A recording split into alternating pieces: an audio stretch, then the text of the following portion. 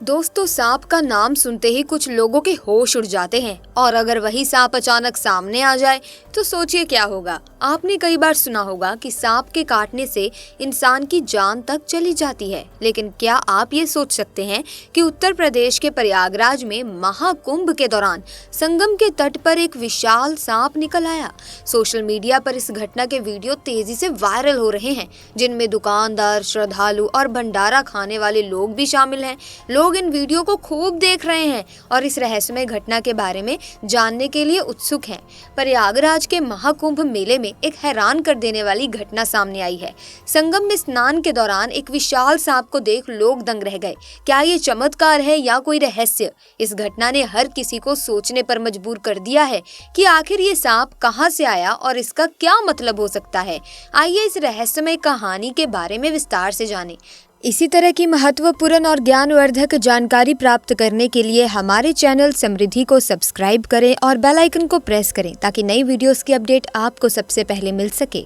दोस्तों, प्रयागराज के महाकुंभ में हर तरफ भीड़ का सैलाब उमड़ा हुआ था। लोग गंगा, यमुना और अदृश्य सरस्वती के संगम में डुबकी लगाकर अपने पापों को धोने और मोक्ष प्राप्ति की कामना कर रहे थे। घाटों पर मंत्रोच्चार, घंटियों की गूंज और श्रद्धालुओं का उत्साह माहौल को पूरी तरह से आध्यात्मिक बना रहा था। तभी अचानक संगम के बीच एक अद्भुत घटना हुई जिसने वहां मौजूद सभी लोगों को हैरान कर दिया।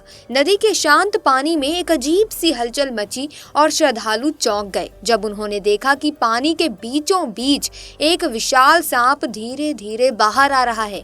उस सांप की लंबाई करीब 25 फीट थी और उसकी त्वचा पर अजीबोगरीब चमक थी जो सूरज की रोशनी में और भी रहस्यमय लग रही थी। लेकिन सबसे हैरान कर देने वाली बात ये थी कि सांप के शरीर पर गंगा, यमुना और सरस्वती जैसी धाराओं की आकृतियां उभरी हुई थी। दृश्य इतना अद्भुत था दोस्तों कि वहां मौजूद सभी लोग अपनी जगह पर थम गए। लोगों के बीच खुसर पुसर शुरू हो गई, यानी कि बातचीत शुरू हो गई। कोई कह रहा था कि ये शेषनाग है, भगवान विष्णु का वाहन, ये चमत्कार है, तो कोई इसे प्रकृति का दुर्लभ दृश्य मान रहा था। कुछ श्रद्धालु हाथ जोड़कर प्रार्थना करने लगे तो कुछ इसे अपने फोन में रिकॉर्ड करने लगे। सांप शांत था, उसने किसी को नुकसान नहीं पहुंचाया। वो धीरे धीरे संगम के पवित्र जल में तैरता रहा। तभी एक वृद्ध साधु ने वहां खड़े श्रद्धालुओं से कहा, ये कोई साधारण सांप नहीं है, ये भगवान का संदेश है।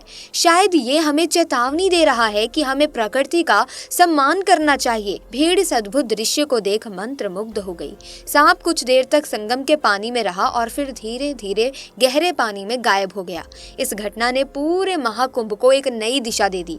न्यूज चैनलों और सोशल मीडिया पर इस घटना की चर्चा जोरों पर थी। श्रद्धालु इस बात पर बहस कर रहे थे कि ये सांप कौन था और क्यों आया था। वैज्ञानिक भी सांप की प्रजाति और उसके रहस्यमय व्यवहार पर अध्ययन करने लगे, लेकिन जो लोग उस दिन संगम पर मौजूद थे उन्होंने इसे एक चमत्कारी घटना के रूप में देखा। ये घटना न केवल उनके विश्वास को और मजबूत कर गई बल्कि उन्हें यह एहसास भी दिलाया कि महाकुंभ जैसा पवित्र आयोजन किसी अदृश्य शक्ति का आशीर्वाद है। इस घटना ने महाकुंभ को हमेशा हमेशा के लिए यादगार बना दिया। लोग आज भी इसे अपनी बातों और कहानियों में साझा करते हैं।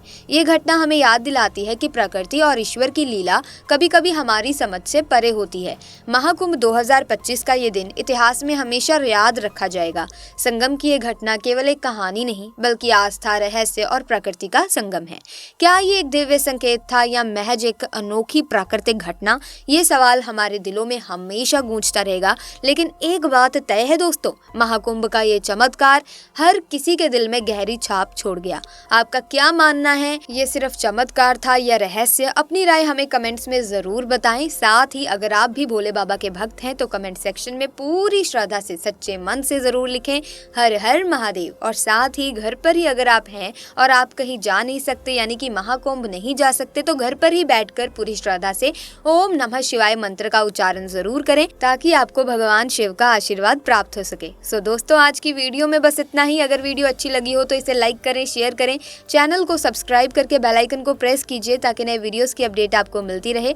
हम मिलेंगे जल्द ही, तब तक के लिए धन्यवाद।